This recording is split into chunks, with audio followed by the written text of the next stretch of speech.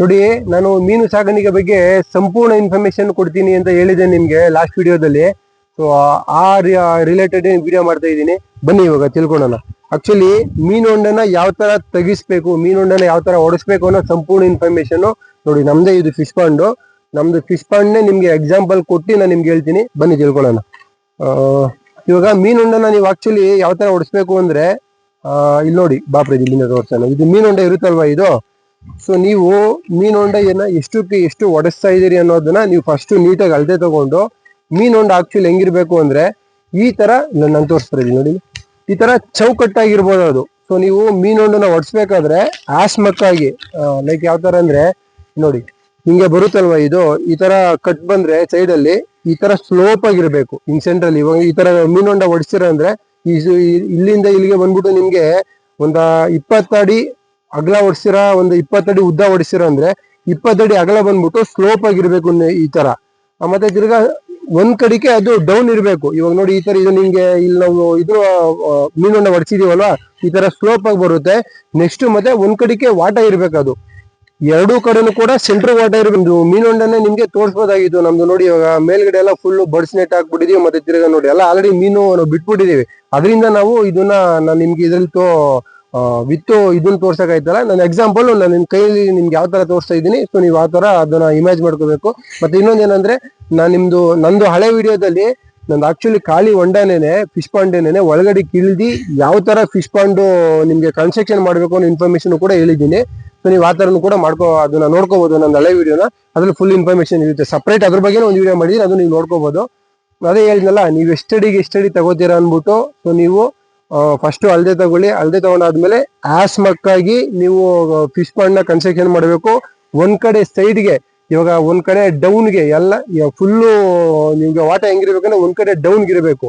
ಅದು ಬಿಟ್ಟು ಒಳಗಡೆ ನಿಮ್ಗೆ ಸ್ಲಡ್ಜ್ ರಿಮೂವಿಂಗ್ ಸಿಸ್ಟಮ್ ಬರುತ್ತೆ. ಸ್ಲಡ್ಜ್ ರಿಮೂವಿಂಗ್ ಸಿಸ್ಟಮ್ ನ ಇನ್ಸ್ಟಾಲ್ ಮಾಡ್ಕೋಬೇಕು. ಸ್ಲಡ್ಜ್ ರಿಮೂವಿಂಗ್ ಸಿಸ್ಟಮ್ ಬಗ್ಗೆ ನಿಮ್ಗೆ ನಂದು ಅಕೌಂಟ್ ಅಲ್ಲಿ ಅದ್ರ ಬಗ್ಗೆ ವಿಡಿಯೋ ಮಾಡಿದ್ದೀನಿ, ನೀವು ಅದ್ರಲ್ಲಿ ನೋಡ್ಕೊಳ್ಳಿ. ಸೊ ನಿಮ್ಗೆ ಫುಲ್ ಇನ್ಫಾರ್ಮೇಶನ್ ಸಿಗುತ್ತೆ. ನೀವು ಅದ್ಬಿಟ್ಟು ನೋಡಿ, ನಾನು ಆಕ್ಚುಲಿ ನಮ್ದು ಭೂಮಿ ಸಾಲ್ಟೇಜ್ ಇರೋದ್ರಿಂದ ನಾನು ಏನ್ ಮಾಡಿದೆ ಇಲ್ಲಿ ತೋರಿಸ್ಬಿಟ್ಟಿದ್ದೀನಿ. ನಮ್ದು ತೆಂಗಿಂದು ಸಸಿಗಳಿದಾವಲ್ಲ, ತೆಂಗಿನ ಸಸಿಗಳೆಲ್ಲೂ ನಾವೇನ್ ಮಾಡಿದ್ವಿ, ಎಡ್ಜ್ ಮಾಡ್ಬಿಟ್ಟು ನಾವು ಆಕ್ಚುಲಿ ಫಿಶ್ ಪಾಂಡ್ ನ ಮಾಡಿದ್ದೀವಿ. ಈ ತರ ಸಸಿಗಳು ಏನಾರ ಇತ್ತು ಅಂದ್ರೆ, ಸೊ ಸ್ವಲ್ಪ ಇಶ್ಯೂಸ್ ಕಷ್ಟ ಇರುತ್ತೆ ಮಾಡೋದು. ಸೊ ನೀವು ಅದಕ್ಕೆ ನಾನು ನಿಮ್ಗೆ ಏನ್ ಸಜೆಸ್ಟ್ ಮಾಡ್ತೀನಿ ಅಂದ್ರೆ, ಈ ತರ ಸಸಿಗಳಿತ್ತು ಅಂದ್ರೆ ಫಿಶ್ ಪಾಂಡ್ ನ ಮಾಡ್ಸಕ್ ಹೋಗ್ಬೇಡ್ರಿ. ಮಾಡ್ಬೋದು, ಸ್ವಲ್ಪ ರಿಸ್ಕ್ ಇರುತ್ತೆ. ರಿಸ್ಕ್ ತಗೊಂಡ್ ಮಾಡ್ತೀರಾ ಅಂದ್ರೆ ನಿಮ್ಗೆ ಎಲ್ಲೂ ಮತ್ತೆ ತಿರ್ಗಾ ಈ ತರ ಖಾಲಿ ಜಮೀನ್ ಇಲ್ಲ ಅಂದ್ರೆ ನೀವು ಈ ತರನು ಕೂಡ ಮಾಡ್ಕೋಬಹುದು. ಸೊ ಈ ತರ ಸಸಿಗಳಿದ್ರೆ ಆದಷ್ಟು ಅವಾಯ್ಡ್ ಮಾಡಿ ನೀವು ಇದನ್ ಮಾಡಿ, ಏನೋ ಫಿಶ್ ಪಾಂಡ್ ನ ಒಡ್ಸಿ. ಫಿಶ್ ಪಾಂಡ್ ನ ನೀವು ಒಡ್ಸ್ಬೇಕಾದ್ರೆ ನೀವು ಏನ್ ಮಾಡ್ತೀರಾ ಅಂದ್ರೆ, ಫಸ್ಟೇ ಡಿಸೈಡ್ ಮಾಡ್ಬೇಕು. ನೀವು ಟಾರ್ಪಲಿಂಗ್ ಹಾಕಿ ಫಾರ್ಮಿಂಗ್ ಮಾಡ್ತೀರಾ, ಇಲ್ಲ ಅಂದ್ರೆ ಬರೀ ನ್ಯಾಚುರಲ್ ಪಾಂಡ್ ಅಲ್ಲೇ ನೀವು ಫಾರ್ಮಿಂಗ್ ಮಾಡ್ತೀರಾ ಅಂತ ಡಿಸೈಡ್ ಆಗಿ. ನ್ಯಾಚುರಲ್ ಪಾಂಡ್ ಅಲ್ಲಿ ಏನಾರ ನೀವು ಟಾರ್ಪಲಿಂಗ್ ಹಾಕ್ದಲ್ಲೇ ನೀವು ಫಿಶ್ ಫಾರ್ಮಿಂಗ್ ಮಾಡ್ತೀರಾ ಅಂದ್ರೆ ನೀವೇನ್ ಮಾಡ್ಬೇಕು ಅಂದ್ರೆ, ನೀವೆಲ್ಲಿ ಇದನ್ನ ಫಿಶ್ ಪಾಂಡ್ ನ ಒಡಿಸ್ತಾ ಇದ್ದೀರಲ್ವಾ, ಅಲ್ಲಿ ಒಂದ 3 ಅಡಿ ಉದ್ದ 3 ಅಡಿ ಅಗ್ಲ ನೀವು ಗುಂಡಿ ತೋರಿಸ್ಬಿಟ್ಟು ಅಲ್ಲಿ ನೀರ್ ಹಾಕ್ಬಿಟ್ಟು 1 ಅವರ್ ಬಿಟ್ಟು, ಇಲ್ಲ 1.5 ಅವರ್ ಬಿಟ್ಟು ಬಂದ್ ನೋಡಿ. ಅದ್ ನೀರ್ ಏನಾದ್ರು ಕುಡ್ಕೊಂಡ್ಬಿಟ್ಟಿತ್ತು ಅಂದ್ರೆ, ಸೊ ನೀವು ಅಲ್ಲಿ ನೀವು ನ್ಯಾಚುರಲ್ ಫಿಶ್ ಪಾಂಡ್ ಒಡ್ಸೋದಕ್ಕೆ ಯೋಗ್ಯ ಅಲ್ಲ ಭೂಮಿ. ಯಾಕಂದ್ರೆ ನೀರ್ ನಿಲ್ಬೇಕು ನಮ್ಗೆ ಮೇನ್ ಆಗಿ. ಸೊ ನೀರ್ ನಿಂತಿಲ್ಲ ಅಂದ್ರೆ ನಿಮ್ಗೆ 100% ನೀವು ಅಲ್ಲಿ ನ್ಯಾಚುರಲ್ ಪಾಂಡ್ ಮಾಡಕ್ಕಾಗಲ್ಲ, ಟಾರ್ಪಲಿಂಗ್ ಹಾಕಿ ಮಾಡ್ಬೇಕಾಗುತ್ತೆ. ನೀರ್ ಯಾವ ತರ ನಿಲ್ಲುತ್ತೆ ಅಂತ ಚೆಕ್ ಮಾಡ್ಕೊಳ್ಳೋದಕ್ಕೆ ನಾನು ಇವಾಗ ಹೇಳಿದ್ನಲ್ಲ, ಒಂದ 10 ಅಡಿ ದೂರಕ್ಕೆ ನೀವು ಒಂದು 3 ಗುಂಡಿ ತೆಗೆದ್ಬಿಟ್ಟು ಅದರಲ್ಲಿ 3 ಅಡಿ ಆಳಕ್ಕೆ ನೀವು ನೀರ್ ಬಿಟ್ಟು ಒಂದ್ 2 ರಿಂದ 3 ಅವರ್ ಬಿಟ್ಟು ಚೆಕ್ ಮಾಡಿದ್ರೆ ನಿಮ್ಗೇನಾದ್ರು ನೀರ್ ನಿಂತಿತ್ತು ಅಂದ್ರೆ 100% ಅಲ್ಲಿ ಸಕ್ಸಸ್ಫುಲಿ ನೀವು ನ್ಯಾಚುರಲ್ ಪಾಂಡ್ ಮಾಡ್ಬೋದು. ಇಲ್ಲ ಅಂದ್ರೆ ನೀವು ನ್ಯಾಚುರಲ್ ಪಾಂಡ್ ಮಾಡೋದಿಕ್ಕಾಗಲ್ಲ. ಸೊ ನೀವು ಅದನ್ನ ಟಾರ್ಪಲಿಂಗ್ ಆಗಿ ಮಾಡ್ಬೇಕಾಗುತ್ತೆ. ಸೊ ಅದರಿಂದ ಅದನ್ನ ಇನ್ನೊಂದು ವಿಚಾರ ಏನಂದ್ರೆ, ನೀವು ಇವಾಗ ಫಿಶ್ ಪಾಂಡ್ ಮಣ್ಣು ತೆಗ್ಸ್ತೀರ ಅಲ್ವಾ, ಫಿಶ್ ಪಾಂಡ್ ಮಣ್ಣು ತೆಗ್ಸಿದ್ದು ಇವಾಗ ನಿಮ್ಗೆ ಎಡ್ಜ್ ಇರುತ್ತಲ್ವಾ, ಎಡ್ಜಿಂದ 3 ರಿಂದ 4 ಅಡಿ ಮಣ್ಣನ್ನ ಹಿಂದಕ್ಕೆ ಹಾಕೊಳ್ಳಿ. ನಾನು ಆಕ್ಚುಲಿ ಒಂದು ರಾಂಗ್ ಮಾಡಿದ್ದೀನಿ. ಇದು ನಾನು ಇಲ್ಲಿ ನೋಡಿ ತೋರಿಸ್ತಿದ್ದೀನಲ್ವಾ, ಇದು ನಾನು ಪಕ್ಕಕ್ಕೇನೆ ಹಾಕ್ಕೊಂಡ್ಬಿಟ್ಟಿದ್ದೀನಿ. ಇದನ್ನ ಯಾವ್ದು ಮೀನೊಂಡದು ಮಣ್ಣ ನಾನು ಆಕ್ಚುಲಿ ಪಕ್ಕಕ್ಕೆ ಹಾಕ್ಸ್ಕೊಂಡ್ಬಿಟ್ಟಿದ್ದೀನಿ. ಆಕ್ಚುಲಿ ಈ ತರ ಪಕ್ಕಕ್ಕೆ ಹಾಕ್ಸ್ಕೊಬೇಡ್ರಿ. ನೋಡಿ, ಇದು ಮೀನೊಂಡದು ಎಡ್ಜ್ ಅಂದ್ರೆ 3 ಅಡಿ ಬಿಟ್ಟು ಹಿಂದಕ್ಕೆ ಏರಿ ಕಟ್ಸ್ಕೊಳ್ಳಿ. ನೀವು ಟಾರ್ಪಲ್ ನ ನೀವು ಅದಕ್ಕೆ ಹಾಕೊಳ್ಳೋದಿಕ್ಕೆ ನೀಟಾಗಿರುತ್ತೆ. ಟಾರ್ಪಲಿಂಗ್ ಹಾಕಿ ಫಿಶ್ ಪಾಂಡ್ ಮಾಡ್ತೀರಂದ್ರೆ ನೀವು 3 ಅಡಿ ಬಿಟ್ಟು ನೀವು ಅದನ್ನ ಏರಿ ಕಟ್ಕೊಂಡ್ರೆ ನಿಮ್ಗೆ ಟಾರ್ಪಲಿನ್ ಹಾಕೋದಕ್ಕೂ ಕೂಡ ಈಸಿ ಆಗುತ್ತೆ. ಮತ್ತೆ ತಿರ್ಗಾ ಮಣ್ಣ ಹಂಗೆ ಟಾರ್ಪಲ್ ಮೇಲೆ ಎಳೆಯೋದಕ್ಕೂ ಕೂಡ ಈಸಿ ಆಗುತ್ತೆ. ಮತ್ತೆ ಇನ್ನೊಂದೇನಂದ್ರೆ ಇವಾಗ ನೋಡಿ ಈ ತರ ಇದೆಯಲ್ಲ, ಇವಾಗ ಏನಾದ್ರು ಜೋರಾಗಿ ಮಳೆಗಾಲದಲ್ಲಿ ಮಳೆ ಬಂತು ಅಂದ್ರೆ ಇದೇ ಮಣ್ಣು ಪಾಂಡ್ ಒಳಗಡೆಗೆ ಕಸ್ಕೊಳ್ಳೋ ಚಾನ್ಸಸ್ ಇರುತ್ತೆ. ಇದಕ್ಕೆ ಆಕ್ಚುಲಿ ನಾನು ಬೇರೆ ವ್ಯವಸ್ಥೆ ಮಾಡಿದೀನಿ ಕಸ್ಕೊಳ್ದಂಗೆ, ಅದರದ್ದು ಪ್ರೊಸೆಸ್ ನಡೀತಾ ಇದೆ, ಅದನ್ನ ನಾನು ಮಾಡ್ಕೊಂತೀನಿ. ಸೊ ನೀವು ಯಾರಾದ್ರೂ ಫಿಶ್ ಪಾಂಡ್ ತೆಗ್ಸೋರು ಇದ್ರು ಅಂದ್ರೆ ಸೊ ದಯವಿಟ್ಟು ಈ ತಪ್ಪನ ಮಾಡಕ್ ಹೋಗ್ಬೇಡ್ರಿ. ನನ್ಗಾಗಿದ್ದ ಅನುಭವ ನಾನು ನಿಮ್ಮ ಹತ್ರ ಶೇರ್ ಮಾಡ್ತಾ ಇದ್ದೀನಿ. ನೀವು ದಯವಿಟ್ಟು ಅದನ್ನ ಏರಿಯಿಂದ ಒಂದ್ 3 ಅಡಿ ಆಚೆಗೆ ಹಾಕಿ, ಅದನ್ನ ಫಿಶ್ ಪಾಂಡ್ ಮಣ್ಣ 3 ಅಡಿ ಆಚೆಗೆ ಹಾಕಿ, ಅಲ್ಲಿ ಗ್ಯಾಪ್ ಏನಾದ್ರು 3 ಅಡಿ ಇತ್ತು ಅಂದ್ರೆ ನಿಮ್ಗೆ ಜೋರ ಮಳೆ ಬರ್ಲಿ ಏನೇ ಬಂದ್ರು ಕಸ್ಕೋತು ಅಂದ್ರೂ ಕರೆಕ್ಟ್ ಆಗಿ ಏರಿ ಯಾರು ಕಸ್ಕೊಂಡಿರುತ್ತೆ.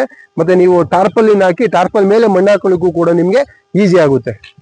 ಏನಂದ್ರೆ ನೀವು ಟಾರ್ಪಲಿನ್ ಹಾಕಿ ಏನಾದ್ರು ಫಿಶ್ ಪಾಂಡ್ ಫಾರ್ಮಿಂಗ್ ಮಾಡ್ತೀರಾ ಅಂದ್ರೆ ನೀವು ಫಿಶ್ ಪಾಂಡ್ ಒಡ್ಸ್ತೀರಲ್ವಾ, ಒಡ್ಸಾದ್ಮೇಲೆ ಸೈಡ್ ಅಲ್ಲೆಲ್ಲ ಏನಾದ್ರೂ ದಪ್ಪ ಎಂಟೆ ಬಿದ್ದಿತ್ತು ಅಂದ್ರೆ, ಮತ್ತೆ ಫಿಶ್ ಪಾಂಡ್ ತೆಗ್ಸ್ಬೇಕಾದ್ರೆ ಏನಾದ್ರು ಬೇರೆ ಇತ್ತು, ಅದ್ರ ಕೂಳೆ ಇತ್ತು ಅಂದ್ರೆ ದಯವಿಟ್ಟು ಅದನ್ನ ಟಾರ್ಪಲಿನ್ ಹಾಕಕ್ಕಿಂತ ಮುಂಚೆ ಅದನ್ನೆಲ್ಲ ನೀಟಾಗಿ ತೆಗ್ದಾಕ್ಬಿಡಿ. ಇಲ್ಲಾಂದ್ರೆ ದಪ್ಪದ ಏನಾದ್ರು ಕರಗದೇ ಇರೋ ಎಂಟೆ ಇತ್ತು ಅಂದ್ರೆ ಅದನ್ನೆಲ್ಲ ಸ್ಮ್ಯಾಶ್ ಮಾಡ್ಬಿಡಿ.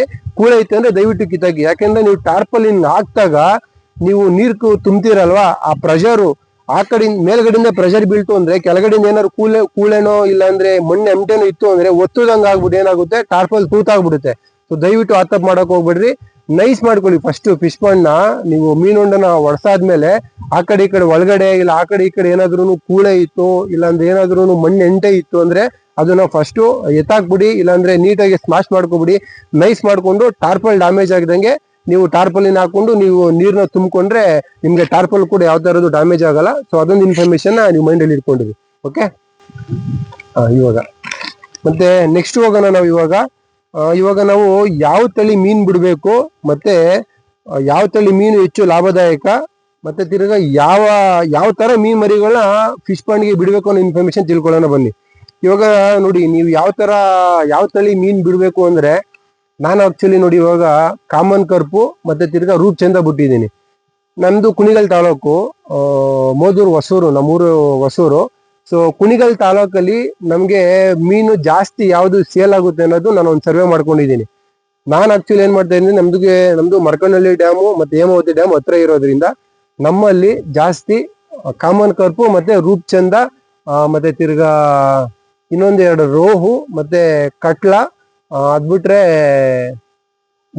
ಮುರೇಲ ಏನೋ ಇನ್ನೊಂದು ಹೆಸರು ಕರೀತಾರೆ, ಮುರೇಲ್ ಅಂದ್ಬಿಟ್ಟು ಇನ್ನೊಂದು ಹೆಸರು ಕರೀತಾರೆ. ಸೊ ಮುರೇಲಲ್ಲಿ ಆಕ್ಚುಲಿ ಇನ್ನೊಂದು ಮೀನ್ ತಳಿ ಬರುತ್ತೆ. ಇಷ್ಟು ಮೀನ್ ತಳಿಗಳು ನಮ್ಮ ಕುಣಿಗಲ್ ತಾಲೂಕಲ್ಲಿ ಜಾಸ್ತಿ ಸೇಲ್ ಆಗೋದು.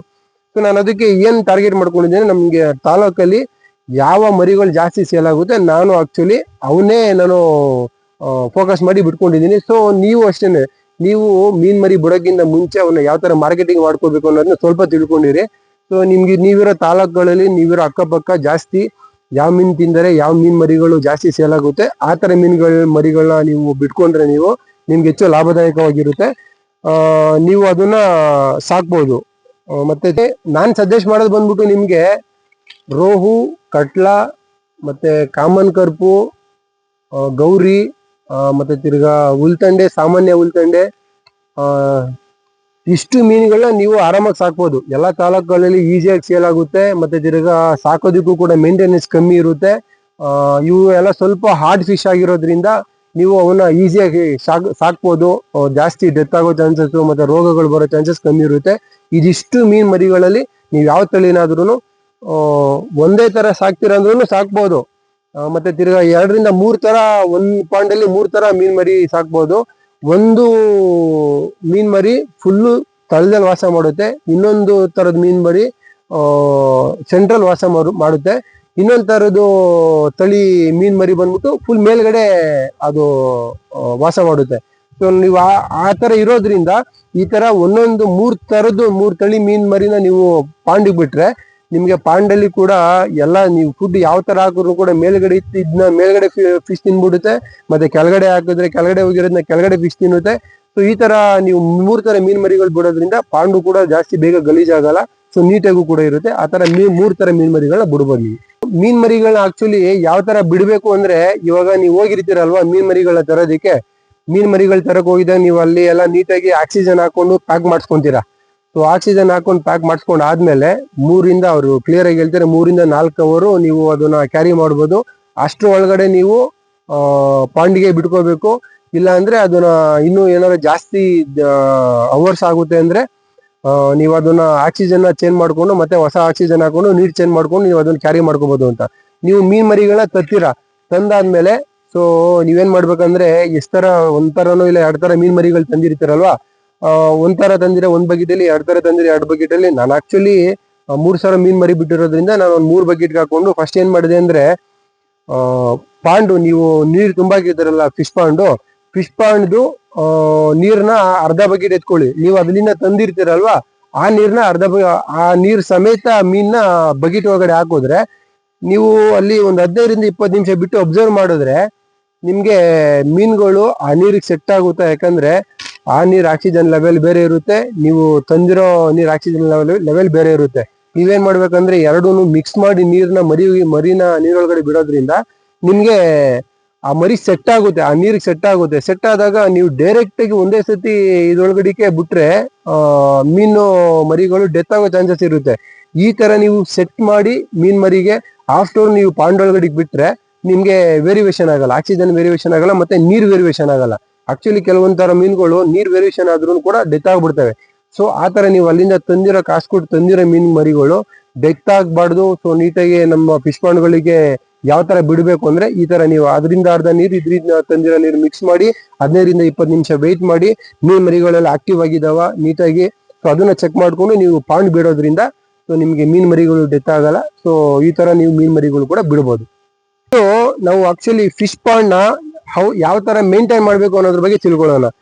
ಮೀನ್ ಹೊಂಡನ ನೀವು ಯಾವ ತರ ಮೇಂಟೈನ್ ಮಾಡ್ಬೇಕು ಅಂದ್ರೆ ನೀರ್ನ ಆಕ್ಚುಲಿ ನೀವು ಮೀನುಗಳು ದಪ್ಪ ಆದ್ಮೇಲೆ ಒಂದ 250 ಗ್ರಾಮು 300 ಗ್ರಾಮ್ ಮೀನ್ ಬಂದಿದೆ ಅಂದ್ರೆ ಸೊ ನೀವು ಅವಾಗ ಏನ್ ಮಾಡ್ಬೇಕು, ತಿಂಗ್ಳಿಗೆ ಒಂದ್ಸತಿ ಆಕ್ಸಿಜನ್ ಲೆವೆಲ್ ವೇರಿಯೇಷನ್ ಆಗ್ತಾ ಇರುತ್ತಲ್ವಾ, 1 ಅಡಿ ನೀರ್ನ ಆಚೆ ಬಿಡ್ಬೇಕು. ಆ ಆಚೆ ಬಿಡ್ಬೇಕಾದ್ರೆ ನಾನು ಏನಕ್ಕೆ ಯಾವ ತರ ನೀರ್ ಆಚೆ ಬಿಡೋದು ಅಂದ್ರೆ ನಾನು ಹೇಳ್ದಲ್ಲ ಸ್ಲಡ್ಜ್ ರಿಮೂವಿಂಗ್ ಸಿಸ್ಟಮ್ ನ ಇನ್ಸ್ಟಾಲ್ ಮಾಡ್ಕೋಬೇಕು ಅಂತ ಪೈಪ್ ಹಾಕ್ಬಿಟ್ಟು, ಸೊ ಆ ಪೈಪ್ ಮೂಲಕ ಕೆಳಗಡೆ ಇರೋ ಮೀನ್ ಸ್ಲಡ್ಜಿನಲ್ಲೂ ಎಳ್ದಿ ಆಚೆ ಬಿಡ್ಬೇಕು.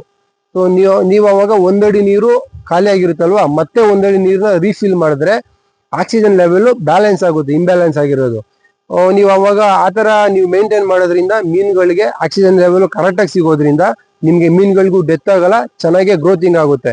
ಮತ್ತೆ ಇನ್ನೊಂದೇನಂದ್ರೆ ನೀರು ಸ್ಮೆಲ್ ಬರಬಾರ್ದು, ಯಾವುದೇ ಕಾರಣಕ್ಕೂ ನೀರು ಸ್ಮೆಲ್ ಬರಬಾರ್ದು. ನೀರು ಕೆಟ್ಟ ಸ್ಮೆಲ್ ಬತ್ತು ಅಂದ್ರೆ ಅದು ಸ್ಲಡ್ ಜಾಸ್ತಿ ಆಗಿರುತ್ತೆ, ಇಲ್ಲ ನೀರೊಳಗಡೆ ಏನೋ ಬಿದ್ದು ಕೊಳ್ತಿರುತ್ತೆ, ಇಲ್ಲ ಅಂದ್ರೆ ನೀರು ಹಾಳಾಗಿರುತ್ತೆ. ಸೊ ನೀವು ಅವಾಗ ನೀರ್ ಸ್ಮೆಲ್ ಬತ್ತು ಅಂದ್ರೆ ಇಮಿಡಿಯೇಟ್ಲಿ ನೀರು 1 ಅಡಿ ಇಲ್ಲ 2 ಅಡಿ ನೀರ್ ಆಚೆ ಬಿಟ್ಟು ನೀರ ಮತ್ತೆ ಅಷ್ಟು ರೀಫಿಲ್ ಮಾಡಿದ್ರೆ ಸ್ಮೆಲ್ ಕಮ್ಮಿ ಆಗುತ್ತೆ, ಆಕ್ಸಿಜನ್ ಲೆವೆಲ್ ಎಲ್ಲ ಮತ್ತೆ ರೀಫಿಲ್ ಆಗೋದ್ರಿಂದ ಸೊ ನೀರ್ ಸ್ಮೆಲ್ ಬರಲ್ಲ. ಅದೊಂದು ಮೇಂಟೈನ್ ಮಾಡ್ಬೇಕು. ಮತ್ತೆ ನೀವು ಪ್ರತಿದಿನ ಎವ್ರಿ ಡೇ ಫುಡ್ ಹಾಕಕ್ ಬಂದಾಗ ನೀವು ಏನಕ್ಕೆ ಫಿಶ್ಗಳಿಗೆ ನೀವು ನೋಡ್ಕೋತಾ ಇರಬೇಕು. ಆಕ್ಚುಲಿ ಮೀನ್ಗಳೇ ಕಿತ್ತಾಡಿ ಒಂದೊಂದು ಸಣ್ಣ ಮರಿಗಳು ಸತ್ತಿರ್ತವೆ, ಇಲ್ಲಾಂದ್ರೆ ಏನೋ ಫುಡ್ ಸಿಗ್ದಲ್ಲೇನೆ. ಇವಾಗ ಸ್ವಲ್ಪ ಸ್ಟ್ರಾಂಗ್ ಇರೋ ಮೀನುಗಳೆಲ್ಲ ತಿನ್ಬಿಟ್ಟು ವೀಕ್ ಇರೋ ಮೀನುಗಳಿಗೆ ಸರಿ ಫುಡ್ ಸಿಕ್ಕಿರಲ್ಲ, ಫುಡ್ ಇಲ್ದಂಗೆ ಒಂದೊಂದು ಮೀನ್ ಮರಿ ಡೆತ್ ಆಗಿತ್ತು. ಏನೋ ಸಮ್ ರೀಸನ್ ಇಂದ ಡೆತ್ ಆಗಿರೋ ಮರಿಗಳು ಇರ್ತಾವಲ್ಲ, ಅವನ್ನೆಲ್ಲ ನೀಟಾಗಿ ನೋಡ್ಕೊಂಡು ಅಬ್ಸರ್ವ್ ಮಾಡ್ಕೊಂಡು ಎತ್ತಿ ಆಚೆಗೆ ಹಾಕ್ತಾ ಇರಬೇಕು. ಸೊ ಪಾಂಡ್ನ ಗಲೀಜ್ ಆಗಕ್ ಬಿಡ್ಬಾರ್ದು. ಪಾಂಡ್ ಏನಾರ ಗಲೀಜ್ ಆಯ್ತು ಅಂದ್ರೆ ನಿಮ್ಗೆ 100% ಸ್ಮೆಲ್ ಬರುತ್ತೆ, ಮತ್ತೆ ಮೀನುಗಳಿಗೆ ಅಡ್ಜಸ್ಟ್ ಆಗಲ್ಲ ನೀರು, ಅವಾಗ ಡೆತ್ ಆಗೋ ಚಾನ್ಸಸ್ ಇರುತ್ತೆ. ಮತ್ತೆ ಈ ತರ ನೀವು ಫಿಶ್ ಪಾಂಡ್ ನ ಮೇಂಟೈನ್ ಮಾಡ್ಬೇಕಾಗುತ್ತೆ. ಓಕೆನಾ?